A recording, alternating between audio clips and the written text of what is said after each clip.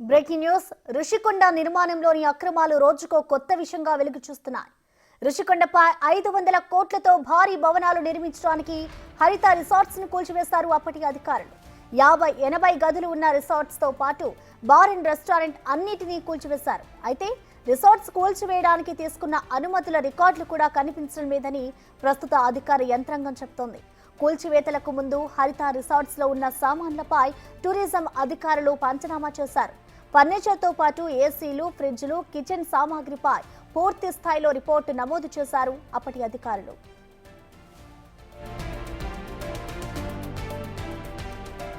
మరోవైపు ఎలాంటి వేలం వేయకుండానే రుషికొండ రిసార్ట్స్ లోని వస్తువులన్నిటినీ అమ్మేసుకున్నారు అప్పటి టూరిజం అధికారులు.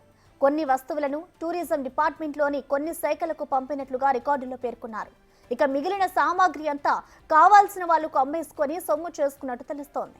రిసార్ట్స్ కూల్చివేతల సమయంలో ఉన్న సామాగ్రి రికార్డులు ఇవ్వాలంటూ జనసేన నేత పీతల మూర్తి యాదవ్ జిల్లా కలెక్టర్కు ఫిర్యాదు చేయడంతో అసలు విషయాలు ఒక్కొక్కటిగా బయటపడుతున్నాయి.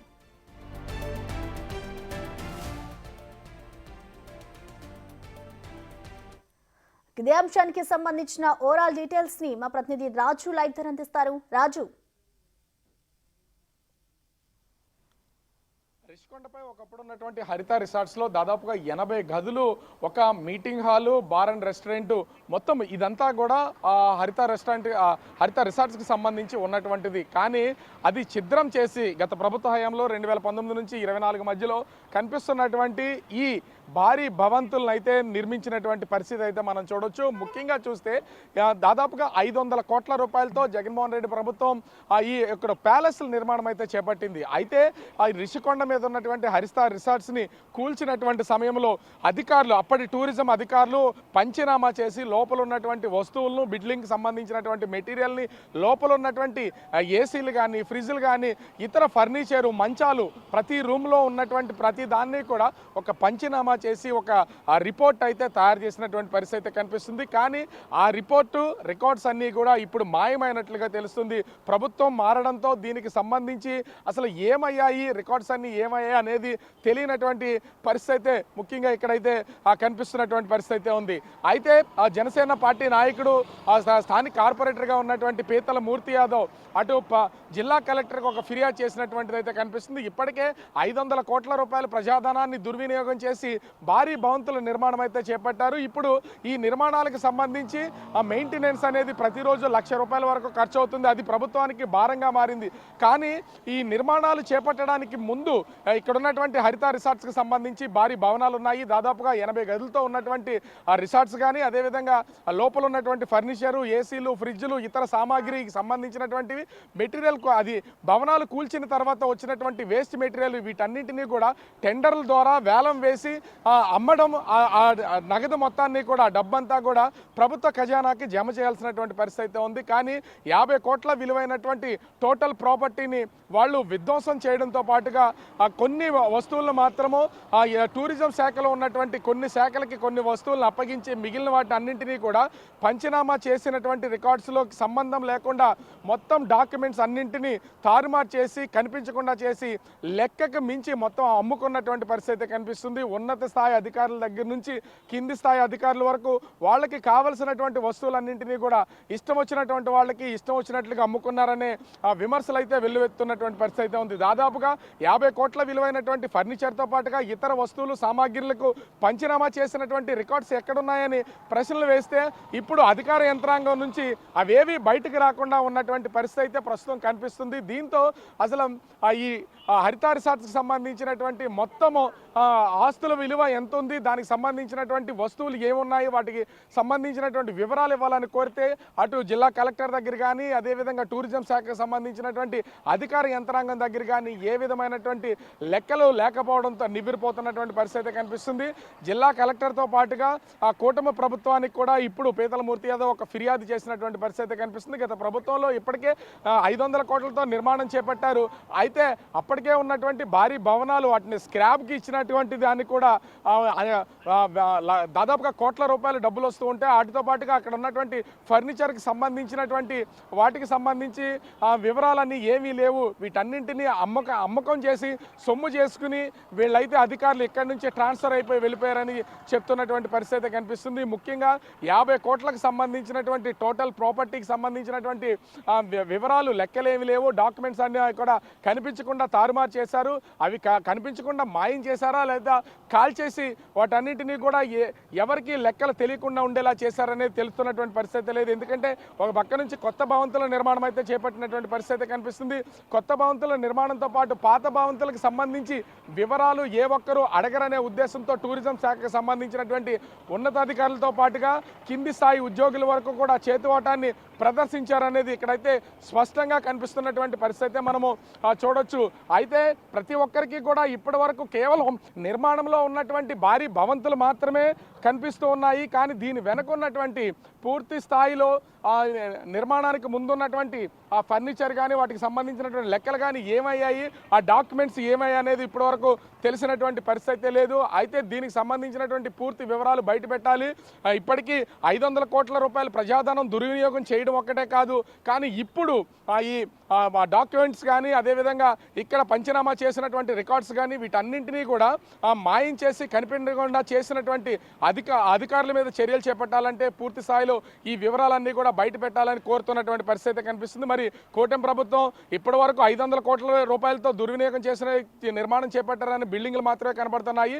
వాటికి ముందు ఉన్నటువంటి రిసార్ట్స్ విషయంలో అలా కోట్ల విలువైనటువంటి ఏసీలు, ఫ్రిడ్జ్లు, లోపల ఉన్నటువంటి మంచాలు, ఇతర ఎలక్ట్రానిక్స్ సంబంధించినటువంటి గూడ్స్ వీటన్నింటికి సంబంధించి ఏమైపోయాయి, ఫర్నిచర్ అంతా ఏమైపోయింది అనేది లెక్కలు తేల్చాలని కోరుతున్నటువంటి పరిస్థితిలో మరి కూటమి ప్రభుత్వం ఏ నిర్ణయం తీసుకుంటుంది, టూరిజం శాఖ మంత్రి అదేవిధంగా ఉప ముఖ్యమంత్రి అదే ముఖ్యంగా రాష్ట్ర ముఖ్యమంత్రి చంద్రబాబు నాయుడు ఎలాంటి నిర్ణయం తీసుకుంటారు, దీని మీద ఏమైనా ఎంక్వైరీ కమిషన్ వేస్తారా, అప్పుడు పనిచేసినటువంటి టూరిజం డిపార్ట్మెంట్ అధికారుల మీద చర్యలు తీసుకునే అవకాశం ఉందా అనేది మాత్రం తెలియాల్సినటువంటి పరిస్థితి కనిపిస్తుంది. ప్రసన్న.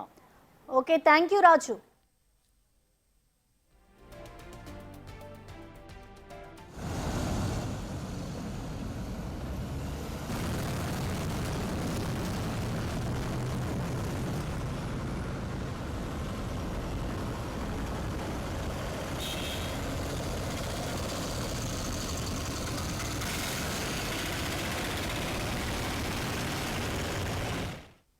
ఋషికొండ నిర్మాణంలోని అక్రమాలు రోజుకో కొత్త విషయంగా వెలుగులు చూస్తున్నాయి.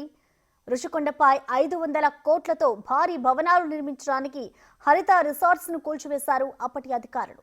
80 గదులున్న రిసార్ట్స్ తో పాటు బార్ అండ్ రెస్టారెంట్ అన్నిటినీ కూల్చివేశారు. అయితే రిసార్ట్స్ కూల్చివేయడానికి తీసుకున్న అనుమతుల రికార్డులు కూడా కనిపించడం లేదని ప్రస్తుత అధికార యంత్రాంగం చెబుతోంది.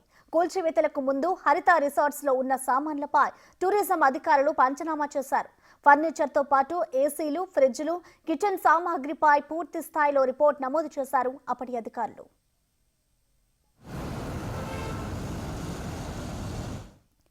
మరోవైపు ఎలాంటి వేలం వేయకుండానే ఋషికొండ రిసార్ట్స్ లోని వస్తువులన్నిటినీ అమ్మేసుకున్నారు అప్పటి టూరిజం అధికారులు. కొన్ని వస్తువులను టూరిజం డిపార్ట్మెంట్ లోని కొన్ని శాఖలకు పంపినట్లు రికార్డుల్లో పేర్కొన్నారు. ఇక మిగిలిన సామాగ్రి అంతా కావాల్సిన వాళ్లకు అమ్మేసుకుని సొమ్ము చేసుకున్నట్టు తెలుస్తోంది. రిసార్ట్స్ కూల్చివేతల సమయంలో ఉన్న సామాగ్రి రికార్డులు ఇవ్వాలంటూ జనసేన నేత పీతల మూర్తి యాదవ్ జిల్లా కలెక్టర్కు ఫిర్యాదు చేయడంతో అసలు విషయాలు ఒక్కొక్కటిగా బయటపడుతున్నాయి.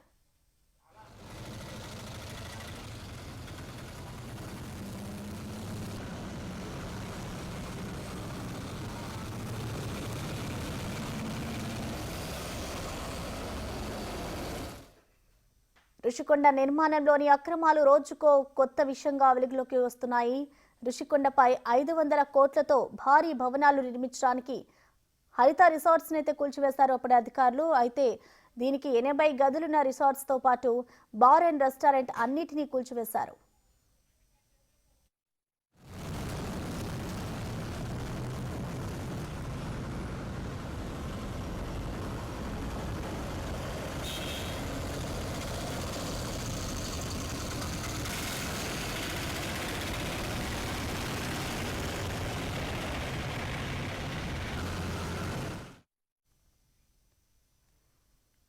అయితే ఎలాంటి వేలం వేయకుండానే ఋషికొండ రిసార్ట్స్ లోని వస్తువులన్నిటిని కూడా అమ్మేసుకున్నారు అప్పటి అధికారులు. కొన్ని వస్తువులను టూరిజం డిపార్ట్మెంట్లోని కొన్ని శాఖలకు పంపినట్లుగా రికార్డుల్లో అయితే పేర్కొన్నారు. ఇక మిగిలిన సామాగ్రి అంతా కావాల్సిన వాళ్లకు అమ్మేసుకుని సొమ్ము చేసుకున్నట్లుగా తెలుస్తోంది. రిసార్ట్స్ కూల్చివేతల సమయంలో ఉన్న సామాగ్రి రికార్డులు ఇవ్వాలంటూ జనసేన నేత పీతల మూర్తి యాదవ్ జిల్లా కలెక్టర్కు ఫిర్యాదు చేయడంతో అసలు విషయాలు ఒక్కొక్కటిగా బయటపడుతున్నాయి.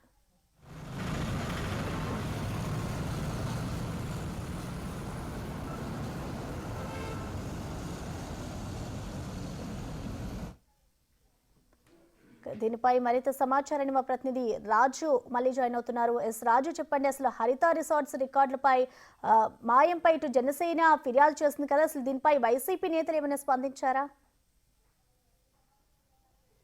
అంటే ఇప్పటి వరకు ఇది ఎవరికీ తెలియనటువంటి పరిస్థితిగానే కనిపిస్తుంది. ముఖ్యంగా చూస్తే అటు ఆ గత ప్రభుత్వ హయాంలో మొత్తం అంతా కూడా ఇక్కడ నిర్మాణం చేపట్టినా కూడా అటు టూరిజం డిపార్ట్మెంట్కి సంబంధించి ఆ రిషికొండ మీద నిర్మాణం చేపడుతున్నటువంటి వాటికి అది సీఎం అంటే మళ్ళీ జగన్మోహన్ రెడ్డి గారికి అధికారంలోకి వస్తే ఇది సీఎం నివాసంగా నిర్వహణ కోసం అనేది నిర్మాణాలు చేపడుతున్నామని జోరుగా ప్రచారం జరిగినటువంటి పరిస్థితి ఉంది. ఎందుకంటే అప్పటికే ప్రతిరోజు లక్షల రూపాయల్లో ఆదాయం తెస్తున్నటువంటి హరిత రిసార్ట్స్కి సంబంధించి ఎందుకు ఈ నిర్మాణాలు కోల్చాల్సినటువంటి పరిస్థితి ఉంది. ఒకవేళ భారీ నిర్మాణాలు చేపడితే ఇంతకన్నా ఆదాయం తెచ్చేది ఏముండదనేది కూడా అప్పట్లో వినిపించినటువంటి విమర్శలు కూడా ఉన్నాయి. కానీ ప్రభుత్వం వీటన్నింటినీ కూడా లెక్క చేయకుండా అక్కడ ఉన్నటువంటి హరిత రిసార్ట్స్ అన్నింటినీ కూడా ధ్వంసం చేసి దాదాపుగా ఆ నిర్మాణాల వాల్యూ కాకుండా లోపల ఉన్నటువంటి ఫర్నిచర్ కానీ ఇతర సామాగ్రికి సంబంధించి కానీ దాదాపుగా 50 కోట్ల రూపాయలు విలువైనటువంటివి ఉన్నాయి.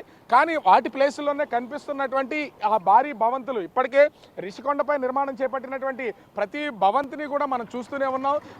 దాదాపుగా 7 భవంతుల నిర్మాణం అయితే చేపట్టారు. ఆ నిర్మాణాలకి సంబంధించి నిర్మాణం చేపట్టిన తర్వాత అటు వైసీపీకి సంబంధించినటువంటి నాయకులందరూ కూడా అంటే జగన్మోహన్ రెడ్డికి సంబంధించి రిషికొండ ధ్వంసం చేశారని, ఆ రిషికొండని మొత్తం అంతా కూడా గుండు చేశారు, చదును చేశారని ప్రతిపక్షాల నుంచి అప్పుడు చంద్రబాబు కానీ, పవన్ కళ్యాణ్ కానీ, లోకేష్ కానీ, ఇతర టీడీపీ నాయకులు కానీ విమర్శలు చేసినటువంటి నేపథ్యంలో వైసీపీ నాయకులు ఎంత భారీ భవంతుల నిర్మాణం జరుగుతున్నప్పుడు మీకు ఎవరికి కళ్ళకు కనపడటం లేదనేది విమర్శలు చేస్తూ వచ్చినటువంటి పరిస్థితి ఉంది. కానీ దీని వెనుకున్నటువంటి అసలు మోసం వీటన్నింటినీ కూడా రాజకీయ పార్టీలకు సంబంధించి అటు వైసీపీ టీడీపీలకు మధ్యన వీళ్ళు చేసుకునే విమర్శల మధ్యలో అధికారులు చేతివాటం చేసినట్లుగా ఇక్కడ అత్యంత స్పష్టంగా అయితే తెలుస్తుంది. ఎందుకంటే దాదాపుగా 50 కోట్ల విలువైనటువంటి టూరిజం శాఖకు సంబంధించినటువంటి ఈ మొత్తం వస్తువులన్నింటినీ కూడా గుట్టు చప్పుడు కాకుండా, ఎందుకంటే ప్రభుత్వానికి సంబంధించినటువంటి ఏ ఆస్తులైనా సరే నిర్మాణం చేపట్టాలన్నా కూల్చివేతలు చేయాలన్నా కూడా అధికారులు పూర్తిగా వాటి మీద ఒక పంచనామా నిర్వహిస్తారు. ముఖ్యంగా చూస్తే ఇక్కడైతే ఒకటే స్పష్టంగా అర్థమవుతున్నటువంటిది అయితే ఉంది. వైసీపీ నాయకులు ఇప్పటివరకు ఏ విధంగా మాట్లాడినటువంటి పరిస్థితి కనిపించట్లేదు. కానీ జనసేన పార్టీకి సంబంధించిన నాయకులు ప్రస్తుతం ఫిర్యాదు చేసినటువంటి నేపథ్యంలో ప్రభుత్వం మరి ఏ విధమైనటువంటి చర్యలు తీసుకుంటుంది, అదేవిధంగా ఆ టూరిజం శాఖకు సంబంధించి ఇక్కడ వ్యవహరించినటువంటి అధికారుల మీద ఏ విధమైన చర్యలు తీసుకుంటారో చూడాలి. రూపాయి 10 రూపాయి కాదు, దాదాపుగా 50 కోట్ల విలువైనటువంటి ఫర్నిచర్ పూర్తిగా మాయమైనటువంటి పరిస్థితి ఉంది. ఇతర శాఖలకి అంటే టూరిజంలో ఉన్నటువంటి ఇతర డిపార్ట్మెంట్స్కి పంపించున్నా కూడా 10 నుంచి 20 కోట్ల రూపాయల వస్తువులు బయటకు వెళ్ళే అవకాశం ఉంటుంది. మిగిలినటువంటి కోట్లాది విలువైనటువంటి వస్తువులు ఎవరి దగ్గర ఉన్నాయి, ఏం చేస్తున్నారనేది తెలియనటువంటి పరిస్థితి ఉంది. మరి సీఎం టూరిజం మంత్రి దీని మీద ఏ విధమైనటువంటి చర్యలు చేపడతారని మాత్రం వేచి చూడాల్సినటువంటి పరిస్థితి కనిపిస్తుంది. Prasanna, right, thank you Raju.